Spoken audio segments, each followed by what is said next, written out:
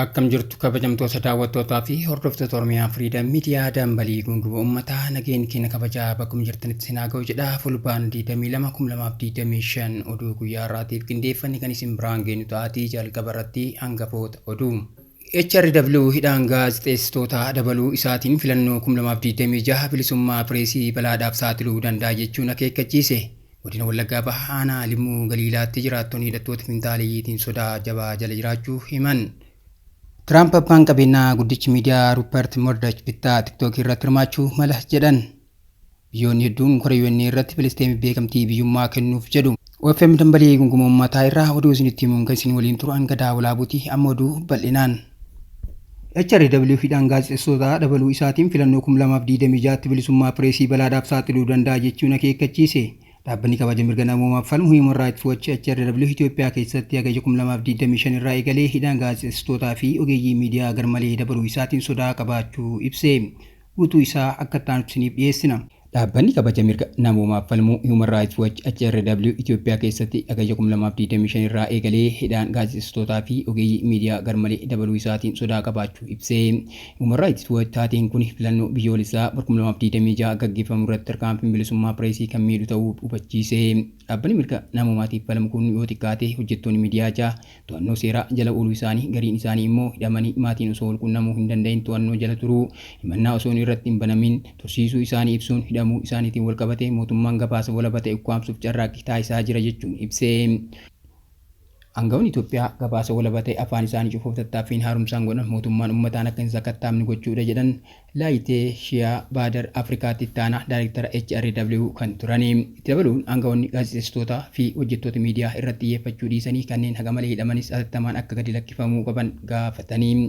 HRW fulbaana 3 hidhamuu gaazexeessitoota Shaggar FM 3 Teekist Zarihuun Mintaamir Tsaggaayoo fi Isheetee Asaffaa erga gabaasa dhimma hojjettoota fayyaatii walqabatan hojjetanii qilleensarra oolchanii booda guyyoota muraasa booda abbaan taayitaa miidiyaa Itoophiyaa tamsaasni kun loogii kan of keessaa qabuu fi jeequmsa kan kakaasu jechuun himatan jedhee. Miidiyaan sunis booda sooftuweerii to'annoo dho'isaa itti maxxanfamee deebifame jechuun himate.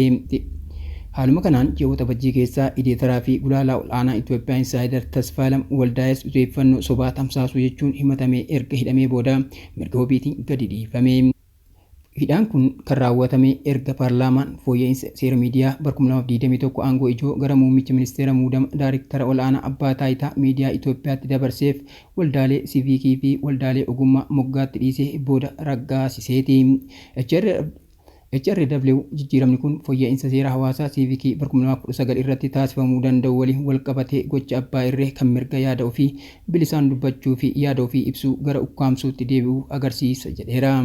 Muummichi ministeera Dr. Abiy Ahmad ji'oota bajjii keessaa kan dubbatan irrattis qeeqni kan irratti ka'e yoo ta'u miidiyaaleen faayidaa uummataa irratti dantaa dhuunfaa tajaajila jechuun himachuun miidiyaaleen walaba ta'an addunyaa kanarra bakka kamittiyyuu hin jiran jechuun dubbataniiru. HRW itti dabaluudhaan dhaabbileen miti mootummaa kanneen bilisummaa pireesii leellisan dhiibbaan irra gahuu dabalaa dhufuu kan isaan mudate ta'uu ibsanii kunis dhiibbaan akka hojiirraa ari'uu hordoffiin irratti taasifamuu fi aktiivistoota sodaachisuu kan dabalatu ta'uudha jedhee. Godina Wallaggaa Bahaa Aanaa Limuu Galiilaatti jiraattonni hidhattoota finxaaleeyyiitiin sodaa jabaa jala jiraachuu himan. Jiraattonni mootummaan hidhattoota finxaaleeyyii hidhatanii dhiyeenya keenya buufatanii jiran irratti tarkaanfii fudhachuu qabaa jedhaniiru. Dabalataa akka ta'anutti isiniif dhiyeessina. Jiraattonni mootummaan hidhattoota finxaaleeyyii hidhatanii dhiyeenya keenya buufatanii jiran irratti tarkaanfii fudhachuu qaba jedhanii. Jiraattonni Aanaa Limuu Galiilaa ganda Liilii jedhamtu keessa jiraatan hidhattoonni finxaaleeyyii faannoo ollaa isaanii aanaa giddaa ayyaana ganda dalasaa amakkanniisaa jedhamtu buufatanii haliillaaf qophaa'aa akka jiran dubbataniiru. Hidhattoonni kunneen haliillaaf nutti dhaalataa jiru jedhan jiraattonni. Humni finxaaleessaa faannoo Iizii Wallaggaa jedhee of gurmeesse kutaalee waraanaa garagaraatti tumsa Goojjamii dabalatee haliillaa bal'aa uummata irratti adeemsisaa akka jiru dhagahame. Haliillaa tibbanaa kan raawwataa jiran kutaalee waraanaa Nabroo Deebisii fi Mabraq jedhanii moggaasan kan torban 2 dura laga Mormor ce'anii Goojjamii dhufanii akkasumas kutaa waraanaa Ibaltaal Mokonnin jedhamu aanaa Kiraamutti hundeeffame kutaa waraanaa Aayishaa Muhammad kan aanaa giddaa ayyaanatti hundeeffame ta'uu maddeen himaniiru. Oduma wal fakkaatuun haliillaan humnoonni finxaaleeyyii faannoo godinaalee Wallagga Bahaa fi Horroo Guduruu Wallaggaatti raawwatan jabaatee itti fufuu jiraattonni himanii. Humnoonni kunneen hidhattoota dabalataa laga mormor ceesanii naannoo Amaaraatti gara naannoo Oromiyaa godinaalee Wallagga Bahaa Horroo Guduruu Wallaggaatti galchaa jiraachuus ibsame. Godina Horroo Guduruu Wallaggaa aanaa Abee Dongoroo magaalaa Tulluu Wayyuutti halkan edaa haleellaa raawwachuun ibsameera. Milishootaa fi humna farra liphee lolaa Oromiyaa muraasa seensa magaalattii irra turan irratti haleellaa raawwachuun himani. Milishoonni fi humni farra liphee lolaa Oromiyaa naannawa sana ture muraasa ta'uu isaatiin humna finxaaleeyyii jigii dhufee seensa magaalattii irratti haleellaa banettisuu hin dandeenye jedhan. Jiraattonni sodaa hamaa keessa seenuun gara bosonaatti baqataa akka turan jiraattonni dubbataniiru. Tiraamp abbaan qabeenyaa guddichi miidiyaa Ruppert Murdoch bittaa tiktookii irratti hirmaachuu malaa jedhan. Abbaan qabeenyaa miidiyaalee hedduu Ruppert Murdoch fi ilmi isaanii ilaalcha USA keessatti investoroota tiktookii keessaa tokko ta'uu akka danda'an pireezidaantiin Doonaald Tiraamp himaniiru jechuun Fox News fi Wall Street Journal dabalatee miidiyaalee gabaasan. Bal'ina isaa akka ta'an isiniif dhiyeessina. Abbaan qabeenyaa miidiyaalee hedduu Ruppert Murdoch fi ilmi isaanii ilaalcha USA keessatti investoroota TikTok keessaa tokko ta'uu akka danda'an pireezidaantiin Doonaald Tiraamp himaniiru jechuun Fox News fi Wall Street Journal dabalatee miidiyaaleen gabaasuu irratti argamu. Gaaffiif deebii dilbata darbee Fox News TV waliin taasisaniin Tiraamp yaada TikTok USA keessa tursiisuuf dhiyaate keessaa uummanni tarii hirmaachuu malu jechuun dubbatanii itti dabaluudhaanis dura ta'an Oracle Larry Ellison fi hundeessaan Daily Michael Dell illee hirmaachuu akka danda'an dubbataniiru. Hojii gaarii hojjetaa jiru jedheen yaada jechuun Tiraamp investoroota kana sabboontota Ameerikaa jechuun faarsanii. Torban darbee gita isaanii Chaayinaa waliin kan dubbatan pireezidaantichi Ameerikaa fi Chaayinaan dhaabbata miidiyaa hawaasaa kana investoroota Ameerikaatti gurguruuf waliigaltee irra ga'uu isaanii ibsaniiru. Labsiin ebla bara 2024 koongirasii raggaasee dhaabbanni Chaayinaa ByteDance jedhamu hojii Ameerikaa isa investoroota Ameerikaatti akka hin gurgurre dorgaa ture. Labsiin kun kan ragga'e Chaayinaan daataa dhuunfaa fayyadamtoota TikTokii Ameerikaa miliyoona 170 fayyadamuu dandeessi yaaddoo jedhuun kan ragga'edha. Labsichi hanga ammaatti hojiirra hin oolle. Waliigaltee TikTokii irratti gorsuu keessatti eenyu akka hirmaate gaafatamanii Doonaald Tiraamp namoota baay'ee beekamoo ta'anii fi maallaqa guddaa walitti qabuu danda'an ta'uu dubbataniiru. Larry Ellison isaan keessaa tokko inni hirmaateera. Gurbaan guddaan sun immoo Michael Dell hirmaateera. Kana dhaga'uu kiyyatti baay'een gammada. Laachilaan immoo asitti hirmaateera. Robert garee sana keessa ta'uu danda'a jedheera. Laachilaan Murdoch obbolaa isaa waliin wal dhabdee mana murtii yeroo dheeraa booda dhaabbata miidiyaa maatiin qabu kana xumureera. Robert Murdoch 94 dura ta'aa dhaabbata Emirates News Corporationiiti. Yaada Tiraamp wiixata darbe kennaniin booda miidiyaaleen Ameerikaa Murdoch ofii isaatii investmentii kana akka hin raawwanne inumaayyuu karaa Fox Corporation bittaa kana akka raawwatu gabaasanii. Koongilomeraatonni miidiyaa Murdoch ilaalcha konservaatiivii fi hojii miidiyaa mirgaatiin kan beekaman yoo ta'u Wall Street Journal fi Fox News kan qaban ta'uu ibsameera. Dhaabbileen miidiyaa Murdoch darbee oduu Tiraampiin aarsee kan oomishaa turan yoo ta'u dhiyeenya kana Wall Street Journal ragaa dhaloota Jeffrey Epstein mallatteesse jedhee erga ibsee booda maqaa balleessii jechuun himate. White House waliigalteen kun xumuramuutti akka jiru ibseera. Sababni isaas TikTokiin kan USA keessatti hojjetu Chaayinaa ByteDance irraa akka baasuuf dhiibbaan dabalaa dhufeera.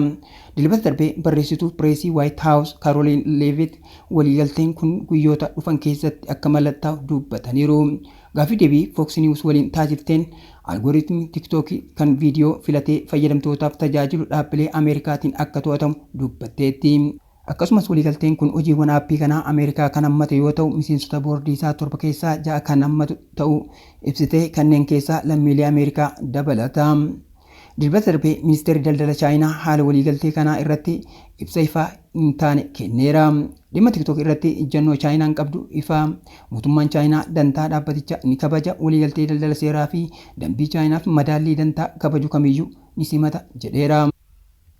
Dhaabbanni oduu mootummaa Chaayinaa Xinhua bu'aa marii kanaa irratti haala hin beekamne gabaasee kan ture yoo ta'u dubbii pireezidaantiitiin dubbatan waabeffachuun Beijing waliigaltee TikTok ni simatti jedheera.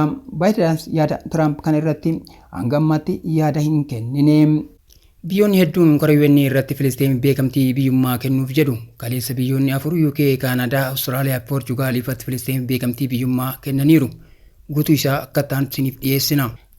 Kaleessa biyyoonni afur UK, Kaanadaa, Awustiraaliyaa fi Poorchugaal ifatti Filistiiniif beekamtii biyyummaa kennaniiru. Har'a immoo Faransaay, Beeljiyeem dabalatee biyyoonni biroo hedduu korra dhaabbata biyyoota gamtoomanii har'a waaree booda Niiwuorkitti eegalu irratti Filistiiniif beekamtii ni kennu jedhamee eegama. Pireezidaantiin Faransaay Imaanu'eel Maakroon mootii Saawudii Mohammed bin Salmaan waliin har'a waaree booda akkaataa Filistiiniif Israa'el biyya of danda'an lama ta'an irratti korra ni gaggeessu. Konferansii biyyoonni lamaan waliin ta'uun gaggeessan irratti Israa'eliif michoonnis USA'n kan hin hirmaanne ta'uu himame. Biyyoonni lamaan beekamtii biyyoonni garaagaraa Filistiiniif kennan ni mormu. Pireezidaantiin Filistiin Muhammad Abbaas USA akka hin seenne viizaa waan dhorgamaniif karaa onlaayiniitiin konferansii kanarratti ni hirmaatu jedhamee eegama. Beekamtiin kennuun karaa furmaata siyaasaa tokkicha jedhan Maakroon. Pireezidaantiin Faransaay Imaanu'eel Maakroon har'a abbaa biyyummaa Filistiiniif beekamtii kennuun haala dhaabbachuuf qabuuf karaa furmaata siyaasaa tokkicha jedhaniiru. Yeroo ammaa gabaasa jiru kanatti Faransaay har'a konferansii UN irratti biyyummaa Filistiiniif beekamtii kenniti jedhamees eegama. Beekamtii kennuun jalqaba adeemsa siyaasaa akka ta'e michuu BBC Ameerikaa CBS Newsitti himuun itti dabaluudhaan sanaan booda dhukaasa dhaabuu, namoota butaman hunda gadhiifamuu fi gargaarsi namoomaa Gaazaa akka ga'u deebisuu akka eegan dubbatanii. Maakroon akkasumas waamichi abbaa biyyummaa Filistiiniif beekamtiin akka argatu waamicha taasisuun mormiin isaanii waraana Gaazaa keessatti deemaa jiru kan farra Yihuudotaa akka hin taane dubbatanii. Gaaffii deebii kana keessatti Maakroon Faransaaytti ambaasaaddar Ameerikaa Chaarlis Kushner kan ilmi isaanii intala pireezidaantii Ameerikaa Doonaald Tiraamp Ivaankaa fuudhee Faransaaytti farra Yihuudotaa ittisuuf hojii gahaa hin hojjenne jechuun ifatti himannaa dhiyeessuun isaanii sararaan ala ta'uu dubbataniiru. Ji'a gayyaa darbe keessa Kushner akkasumas ijjannoo imaammata alaa Faransaay taateewwan jeequmsa biyya keessaa Yihuudotaa Faransaaytti raawwatamaniin akka hidhata qabu dubbatanii. Faransaay sababa isaatiin himannaa Kushner kan fudhatama hin qabnedha jechuun waamte. Jarman furmaanni biyya lamaa hanga milkaa'utti Filistiiniif beekamtii kennu tursiiseera jette. Biyyoonni michuu Israa'el ta'an hedduu Filistiiniif beekamtii biyyummaa kennaa jiru. Lakkoofsa biyyoota addunyaa Filistiiniif beekamtii biyyummaa kennanii hanga ammaa 155 gaheera. Jarman garuu beekamtii Filistiiniif kennu harka keessa qabatteetti. Hanga furmaanni biyya lamaa Two State Solution milkaa'utti Filistiiniif beekamtii biyyummaa akka hin kennin ibsite. Ministeerri imala Jarmanii Johan Wadeeffal kora dhaabbata biyyoota gamtoomanii irratti hirmaachuuf gara USA deemuuf yeroo jedhan Israa'eliif Filistiin nagaa tasgabbiif kabajaan akka wal faana jiraatan kan isaan taasisuuf furmaata biyya lamaa irratti yoo waliigalameedha jedhanii. Itti dabaluunis Jarman biyyummaa Filistiiniif beekamtii kan kennitu dhuma adeemsichaa irratti garuu adeemsi kun amma eegalamuu qaba jedhaniiru. Kabajamtoota daawwattoota keenya tamsaasni keenya akka namoota hedduu bira gahuuf peejii keenya follow share gochuun akkasuma YouTube chaanaalii keenya subscribe godhuu hin dagatinaa. Oduun guyyaa kanaaf qabanne kanneen turanii waan nu daawwattaniif galatooma.